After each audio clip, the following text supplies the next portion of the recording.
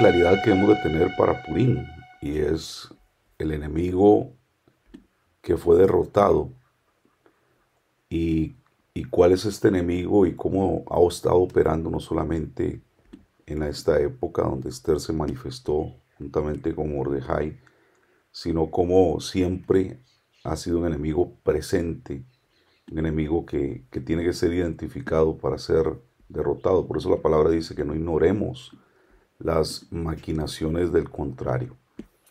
Y yo espero que usted hoy pueda abrir sus sentidos espirituales, no pase por alto esto que vamos a hablar, sino que podamos entender cómo este espíritu que estaba detrás de Amán, el espíritu de Amalek, opera de generación en generación y tiene un objetivo claro, y es destruir al pueblo. A lo largo de las generaciones, el pueblo judío ha tenido una larga lista de enemigos. Podemos ver, por ejemplo, el caso del pueblo hebreo cuando fue esclavizado en Egipto, cómo Babilonia destruyó el templo, cómo los greco-sirios se esforzaron para destruir el judaísmo con el helenismo, cómo los romanos llegaron a destruir el segundo templo y cómo eso trajo un exilio también ancestral y eterno de la tierra de Israel. Pero dentro de todos estos enemigos siempre hay un común denominador.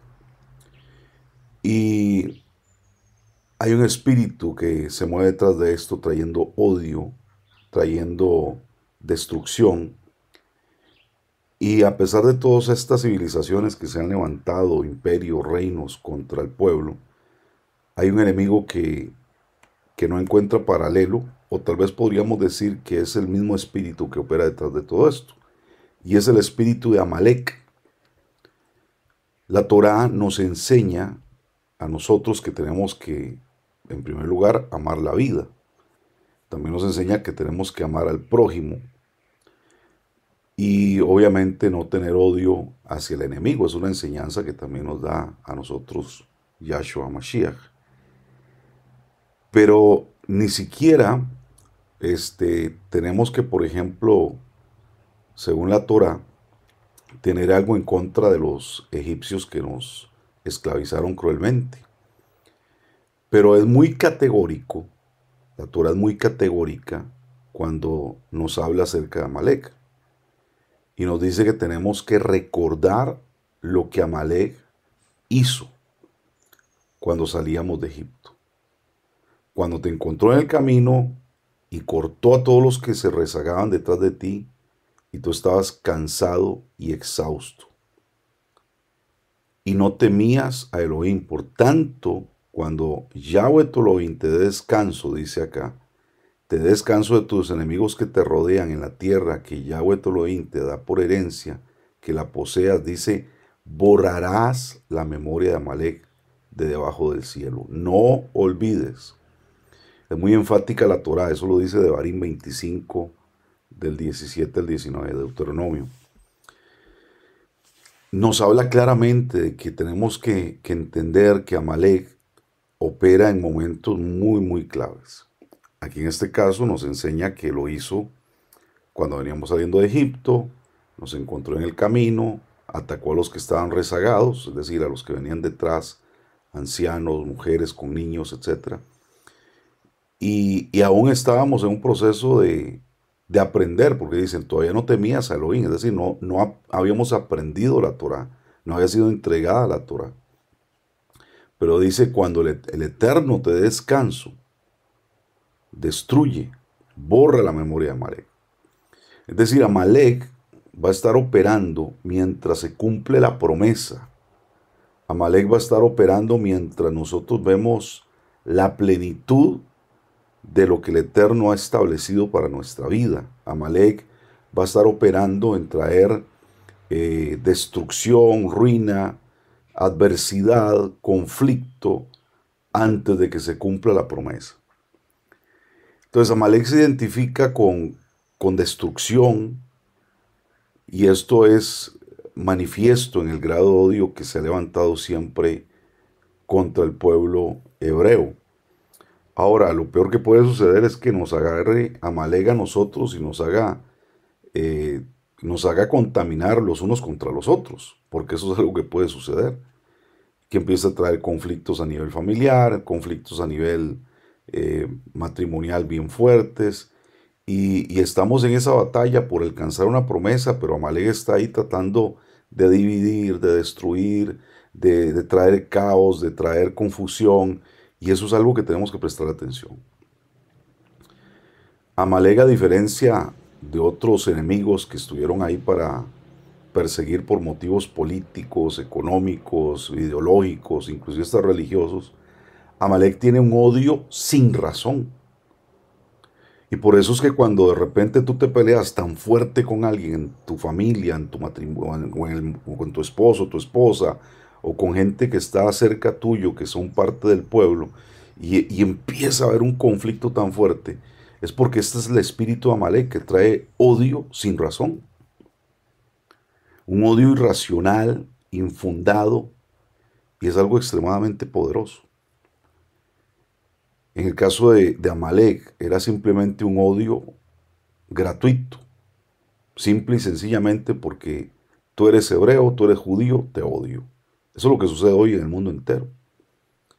No les importa si los judíos viven en su tierra, en Israel o no, si son religiosos o no, sean capitalistas, socialistas, liberales o conservadores. Para Amalek todos son iguales. Y es un fenómeno indeseable de buscar erradicar de la tierra al pueblo del Eterno. ¿Y por qué hay tanto odio en ese sentido? ¿Por qué odia tanto Amalek a Israel? Bueno, la Torá nos dice que Bilán, el profeta, que no era judío, pero que era un profeta, digamos, contrario a lo que podía ser el modelo de Moshe, pero era un profeta muy poderoso en su tiempo, más de los casi que al nivel de Moshe, lo dice la escritura, lo enseñan los sabios, y hace la siguiente declaración. Eso lo dice Amalek. Amalek es el primero entre el pueblo. Así lo dice Bilán. Pero también se refiere al pueblo hebreo de la siguiente manera: una nación que vive sola y no considerada entre otras. En ese sentido, Rashi, que es el comentarista de la Torá, explica que Elohim creó el mundo en virtud de Israel y la Torá. Por lo tanto, Israel es considerado la primera de las naciones, y la idea de la existencia del pueblo hebreo precede inclusive a la propia creación. Entonces, estas declaraciones en la Torá sobre Israel y Amalek revelan una singularidad de ambos pueblos. Representan las dos fuerzas más antiguas del mundo que siempre van a estar en conflicto. Entonces, tanto Israel como Amalek son llamados primeros entre las naciones. Y son así como las caras opuestas de la misma moneda. Así como en el día se compone, el día se compone de noche y de día, oscuridad y luz, así también estas fuerzas opuestas que no pueden coexistir, el bien y el mal. Israel personifica al bien, Amalek personifica al mal. Entonces, también se enseña que es intrínsecamente el pueblo hebreo un pueblo de fe. Nosotros somos el pueblo que el Eterno usó para dar como herencia a las naciones la fe, en que específicamente también el monoteísmo, y cómo la Torá fue entregada al pueblo hebreo en el Sinaí. Habla también cómo se convierte en la base para otros pueblos que, bueno, emularon al Elohim de Israel dentro de su diseño, siguieron las bases del código ético y moral que es la Torá, así como sucedió con el cristianismo, con el islam. Y prácticamente hoy en día toda la base de la moral tiene que ver con la Torá. El judaísmo enseña que hay un Elohim, que tenemos que rendir cuentas. La Torá enseña que el mundo no es como una jungla donde todo el mundo tiene que hacer lo que le da la gana y no hay problema. No, más bien enseña que el hombre es responsable de sus acciones. Y por eso la Torá, el judaísmo enseña la búsqueda de la verdad, del bien, rechaza la falsedad, rechaza la maldad. Caso contrario ocurre con Amalek, que personifica la antítesis del pueblo hebreo y es una criatura completamente desprovista de fe. Es más, Amalek no tenía ni siquiera idolatría, ellos no creían en ningún dios y su objetivo básico era la negación del derecho al pueblo hebreo a existir. Entonces, Amalek es la base de la fuerza del mal en este mundo. Y saca su fuerza de algo muy interesante que nosotros tenemos que tener cuidado. Saca fuerza de la duda. Cuando hay duda en tu corazón, tú fortaleces a Amalek. Cuando estás ahí en una batalla porque se cumpla algo que el Eterno ha prometido y empieza a ver como duda que tú dices, ¿y será que esto va a ocurrir? ¿Y será que esto se va a dar? Ay, yo no sé cuándo se va a dar esto. Y ya empezamos con esas conversaciones. Esa duda activa a Amalek. Por eso cuando hay duda, cuando hay conversaciones que son contrarias a la fe, a lo que el Eterno ha hablado, mejor sería que nos cortaran la lengua. Mejor sería quedarnos callados, mudos. Y mejor sería ser como el hijo el padre de Yohanan, Hamabdil, o Juan el Bautista, como le llama la tradición. Mejor sería ser como Sejaría, que el ángel le dijo, mejor te quedas mudo hasta que veas que tu hijo nació. Porque si hablas, vas a echarlo a perder todo. Si hablas, vas a activar un espíritu contrario a la promesa, al diseño que el Eterno te está revelando y te está prometiendo. Por eso tenemos que tener muchísimo cuidado con nuestra boca cuando empieza a flaquear nuestra emuná. Es importante que nosotros entendamos que mientras el resultado viene, mientras la respuesta viene, nuestra boca esté llena de alabanza, nuestra boca está llena de agradecimiento. No es lo que ven mis ojos naturales, no es lo que yo siento en mis sentidos, valga la redundancia, humanos. Es lo que yo creo. Y por eso ahí tiene que estar alabanza. ¿Por qué nuestro padre Abraham se convierte en el padre de la fe, en el padre de todos nosotros? Porque cuando el Eterno le dice, y esto es algo que lo vamos a ver cuando tengamos los sidurín a mano, y de hecho creo que no les he enviado aún el sidur en PDF, pero es importante que entendamos que todos los días cuando se hace tefilá en la mañana, todos los días se recuerda el amarramiento de Yitzhak. Algunos dicen el sacrificio de Yitzhak, pero realmente no fue sacrificado, fue amarrado y puesto en el altar.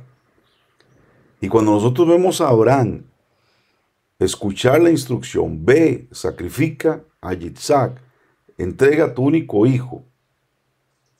Ahí el Eterno está diciéndonos, no solamente entrega a Isaac, entrega la continuidad de tu vida. Entrega lo que asegurará la existencia de tu misión sobre esta tierra en una nueva generación. Es decir, no solamente estaba siendo entregado Yitzhak, estaba entregando mi propia existencia, mi propia vida, mi propia continuidad en la vida de otro. Y tú ves que Abraham Avinu no abrió nada de su boca para decir algo contrario a lo que el Eterno estaba pidiendo. Solo en el momento que abre su boca le dice a Yitzhak, vamos a subir al monte porque vamos a adorar. Wow, vamos a adorar. Cuando abres tu boca en medio de la prueba, ¿qué haces? Cuando abres tu boca en medio de la adversidad, ¿qué haces? Cuando abres tu boca cuando hay opresión, ¿qué haces? Cuando abres tu boca cuando llegó la duda, ¿qué haces? ¿Adoras? ¿Exaltas? ¿Glorificas el nombre del Rey? ¿O te quejas, haces berrinche, te peleas con los que están a tu lado? Eso es una clara muestra que Amalek ha tomado ventaja. Te peleas con el primero que se te acerca, con tu esposa, tu esposo, tus hijos, los que viven contigo, los que están en tu comunidad. Amados, Amalek saca fuerza de la duda. También Amalek saca fuerza de la herejía. Amalek saca fuerza del caos, de la oscuridad, del sufrimiento.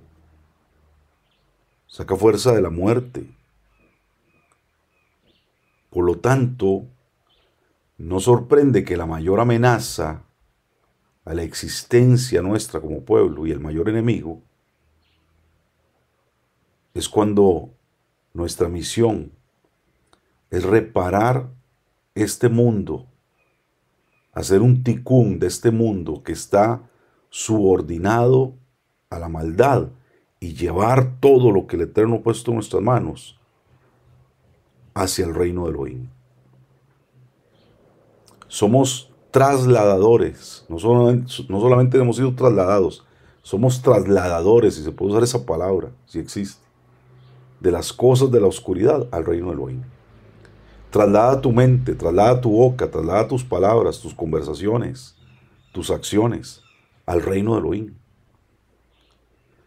Cuando la Torah afirma que Elohim estará en guerra con Amalek en todas las generaciones, se está refiriendo que este enemigo está ahí presente de generación en generación. Tenemos que tenerle cuidado. Hoy Egipto no es una amenaza, hoy Roma no es una amenaza, hoy los siro-macedonios no son una amenaza, pero Amalek es una amenaza que se va a meter detrás de cualquier circunstancia donde nosotros no estemos haciendo lo que tenemos que hacer. Entonces, de generación en generación, el Eterno estará en guerra contra Amalek. Estará en guerra contra la herejía. Estará en guerra contra aquellos que propagan tinieblas. Estará en guerra en cada generación. Y esto va a suceder siempre mientras las personas permitan que Amalek viva y florezca detrás de sus acciones. Amalek no es un pueblo que tenía país, no hay bandera, no hay idioma. Amalek hoy opera asumiendo múltiples identidades y lo vemos en la guerra allá en Medio Oriente. Bueno, por un lado se levanta Hamas y después se levanta la gente por el Líbano y otros por Siria y otros por Irán y otros por Jordania y otros por Egipto. O sea, Amalek oculta su identidad. Si lo queremos ver en la parte física, pero en la parte espiritual ocurre también a través de circunstancias que nos rodean y nosotros permitimos que nos agobien. Entonces tenemos que hacer guerra. Tenemos que tomar autoridad. Aparece en distintos momentos, lugares, porque Amalek es un maestro en el arte de disfrazarse. Y a pesar de su herejía, aún a veces se disfraza de religiosidad. Por eso de repente vemos personas que se infiltran en comunidades y decimos, wow, qué profeta, wow, qué siervo, qué sierva. No, cuidado, ahí puede haber un Amalek en potencia. Y tenemos que tener ese alto discernimiento. Entonces, ¿cómo lo identificamos? ¿Cómo lo desnudamos? La Megilat Esther nos desnuda esta respuesta, nos enseña en la historia de Purim cómo leemos el odio que Amán tenía hacia el pueblo. Y uno de los episodios que comienza con un conflicto personal, que era la negativa de Mordejai de inclinarse ante Amán, que termina siendo un decreto de genocidio contra el pueblo, hombres, mujeres, niños, porque Amán se sintió insultado.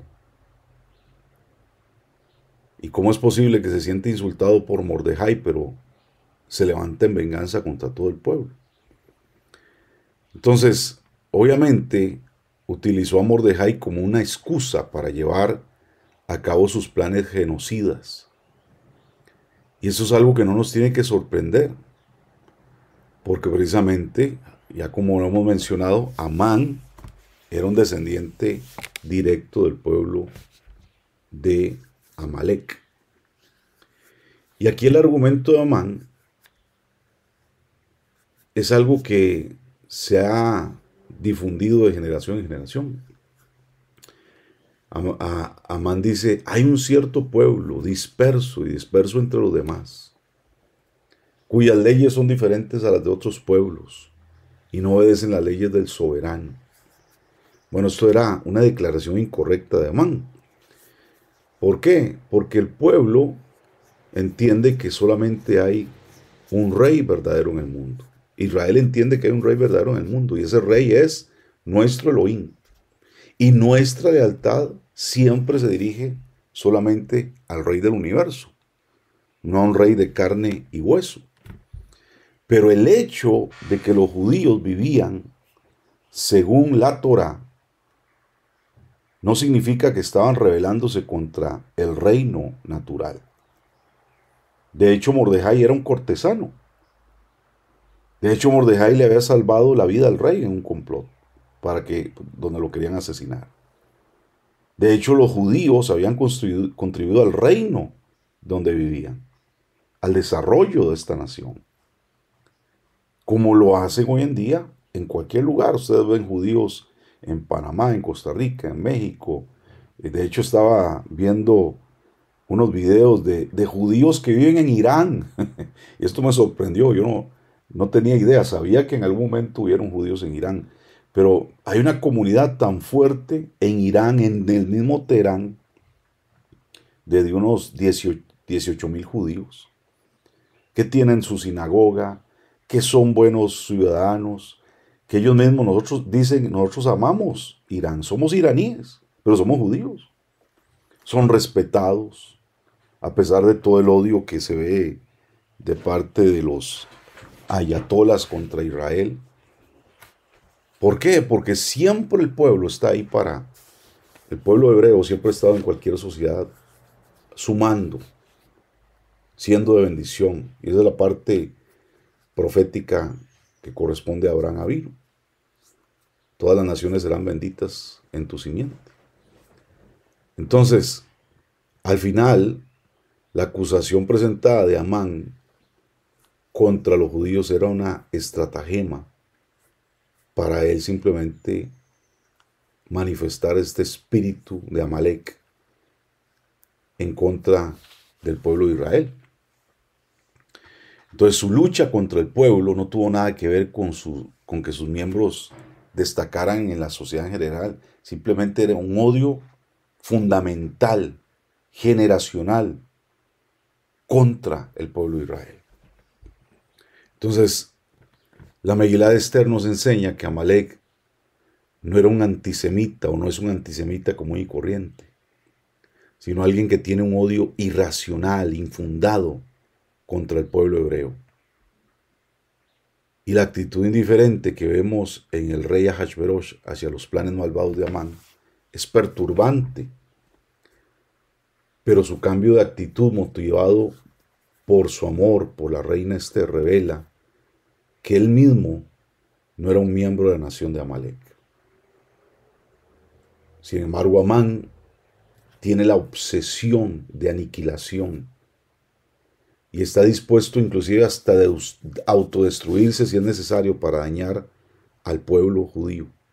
Nada lo disuadirá de esa intención, no hay amenaza, no hay soborno, y esa es la razón por la que la Torá nos ordena aniquilar a Amalek, porque él no abandonará sus caminos diabólicos. Entonces, mis amados, nosotros tenemos que estar atentos a esto, porque Amalek representa la imperfección fundamental, todo lo contrario a la kedushá, la santidad. No lo asociemos precisamente a la inclinación al mal, al Yetzer Hará. porque muchas personas pueden tener esta inclinación. Muchos de nosotros, bueno, todos nosotros la tenemos. A veces hay tentaciones, a veces hay decisiones erróneas, a veces hay circunstancias necias que se manifiestan, pero no porque encontramos placer en ellas. Sin embargo, Amalek es el placer a ir en contra de la santidad. Es el placer que se deleita en la maldad. Es el odio por odiar. Es el deseo de hacer el mal porque simplemente quiero ser el más malo. Como el mismo Hitler decía en alguna declaración, los odio simplemente porque ellos representan la moral del mundo. Entonces, es importante que nosotros entendamos este extremo del espíritu Amalek y que claramente no hay lugar para ambos en el mundo, y oramos para que cuando Mashiach retorne a esta tierra destruya totalmente esta inmundicia. Pero ¿qué podemos hacer nosotros hoy en día? No permitir que nuestra duda, que nuestra mala actitud, que nuestras declaraciones sin sentido activen este espíritu alrededor de nuestra vida. No permitamos que esto siga siendo algo que nos dañe, que nos mine la fe, que nos destruya, sino que nos levantemos para derrotarlo. ¿Cómo se derrotó el espíritu de Amalek? De hecho, Amalek significa también habitante del valle. Así que cuando estamos en el valle de la depresión, Amalek se va a aparecer con sentimientos, con pensamientos, con ideas. Cuidado. Pero para vencer a Amalek, así como sucedió en Shemot 17, el 8 al 16, tenemos que estar en un lugar de autoridad, un lugar llamado Refidim, que significa sostén, que significa soporte. Y para enfrentarse a Amalek, así como hizo Moshe, tenemos que levantar la vara del Eterno. Tenemos que levantar aquello que el Eterno ha puesto en nuestras manos. Así como un día le dijo a Moshe, con eso que tienes en tu mano, eso es lo que vas a usar para derrotar a tus enemigos. Entonces levanta tu autoridad, levanta tu sostén, levanta tu refidín y prevalece. Porque mientras Moshe levantaba la vara, mientras Moshe se mantenía en su lugar y su posición, ahí estaba Yehoshua, a filo de espada, matando a Amalek. ¿Cómo vencemos a Amalek? Levantando nuestra autoridad, levantando nuestra vara, levantando nuestro sostén, declarando que Él es nuestra fortaleza y usando la palabra para reventar a estos malditos amalecitas. Que cuando hay cansancio, que cuando hay debilidad, que cuando nos sentimos solos, que cuando sentimos que nos falta la emuná, a veces nos debilitamos y nos descuidamos. Pero tenemos que estar en comunión con el Eterno, ser fortalecidos. No te quedes solo, no te sientas solo, busca a quien te pueda ayudar también a levantar las manos. Todos necesitamos eso, mis amados. Si yo te puedo ayudar, amén. Si hay alguien que te pueda ayudar, amén. Vamos a estar ahí para fortalecernos, para no solamente escucharnos, sino para darnos palabras de aliento. Tenemos que aprender a estar en esta comunión, usar nuestras espadas para fortalecernos en la inmuná. Recuerde que Isaías dice en el 40, 20, 29 al 31 que Él da fuerzas al cansado, multiplica las fuerzas al que no tiene ninguna. Y esto es bien interesante. Las multiplicaciones del reino. Él multiplica la fuerza al que no tiene. El cero en el reino no es un cero. El cero en el reino es ganancia. Los muchachos se fatigan y se cansan, los jóvenes flaquean y caen, pero los que esperan en Yahweh tendrán nuevas fuerzas, levantarán alas como las águilas, correrán, no se cansarán, caminarán, no se fatigarán. Así que, amados, levantemos nuestra emuná. Efesios dice también el 6:10, por lo demás, hermanos míos, fortalezcanse en Yahweh, en el poder de su fuerza.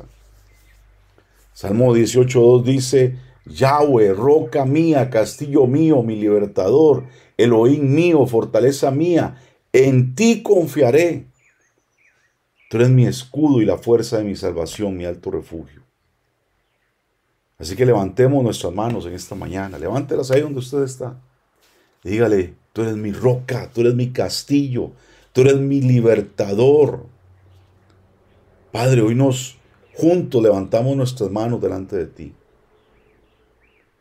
Y queremos estar quietos y conocer que tú eres nuestro Elohim. Y que tú serás exaltado entre las naciones. Tú serás enaltecido en la tierra. Y así como fue declarada en esta victoria contra Amalek, y como Moshe edificó un altar en ese lugar, y a ese altar le puso un nombre, Yahweh Nisi, que significa, tú eres mi estandarte. Yahweh es mi estandarte. Yahweh es el que me identifica, porque varón de guerra es su nombre. Abba, ante toda duda, ante todo desánimo, ante toda debilidad, quebrantamos hoy en día el espíritu de Amalek y declaramos la victoria segura, porque nuestra confianza no está en el hombre, nuestra confianza no está en nuestra propia fuerza. Tú eres la vara de nuestra salvación. Esa vara que salió del retoño de Yishai. Eres tú, Yahshua HaMashiach, en quien confiamos. Tú eres la fortaleza de nuestra vida. Tú eres nuestro sustento.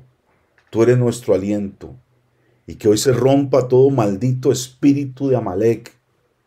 Hoy que celebramos con gozo este Purín, hoy que estamos en ayuno y cerraremos con gozo en esta tarde, recordando las hazañas que tú haces por tu pueblo. Hoy ponemos nuestra confianza en ti. Pon guarda en nuestra boca para que todo lo que hablemos te glorifique, te exalte y te bendiga siempre. Pon guarda en nuestros labios